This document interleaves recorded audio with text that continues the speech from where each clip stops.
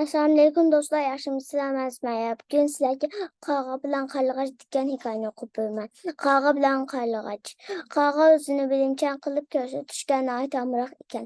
Bir kuni tong otishi bilan tanglar ko'chalardagi elektr lampochkalari o'chib qoldi. Bu ishdan hayron bo'lgan qarg'ash nima uchun shundoq bo'lganligini bilib olish uchun qarg'adan "Qarg'a aka, lampochkalar o'chib qoldi-ku, bu nima uchun?" deb so'rabdi. Bu savol bilan qarg'aning og'zi to'qlanib qoldi. U lampochkaning nima uchun o'chib qolganligini zodi bilmaydi ekan. Lekin qarg'a bilmaydiganligini iqror qilg'usi kelmabdi. Qarg'ach meni mahsira qildi deb o'ylab, sovuqqina bir kulimsirab qo'yibdi-da, qarg'achni ko'zga ilmagan holda: "Mushunchalar oddiy ishnimi bilmamsan? Lampochkalarning yog'i tugab, piligi kuyib bo'ldi-da" debdi. "Shunchalar ko'p lampochkalarning piligi, yog'i birla vaqtda tugab ketammi qarg'a aka?" debdi. Qarg'ach uning javobida ikkilanib, qarg'a yengilganligini yana qoyil bo'lmabdi. U beshini ko'tarib bosh kelmaydiganligini ifodalab so'zini davomlashtirdi. "Albatta shundoq, hammasini yig'i tugab ketdi. Ishonmasan, bir qarab boqmamsan?"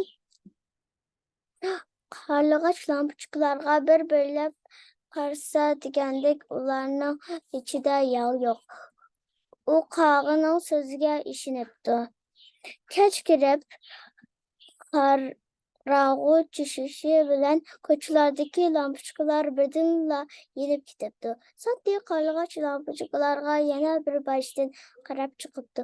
"Hoy, lampochkalarning ichida yig'i yo'qmi, yo'qmi?" Qarg'ach hayron bo'lib, darhol qarg'ani tepibdi. "Qarg'a aka, lampochkalar yana bir vaqtda yonib ketdi-ku."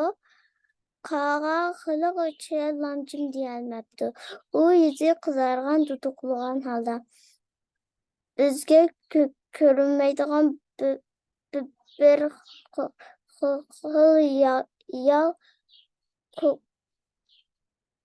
qochilgan bo'lsa kerak" debdi.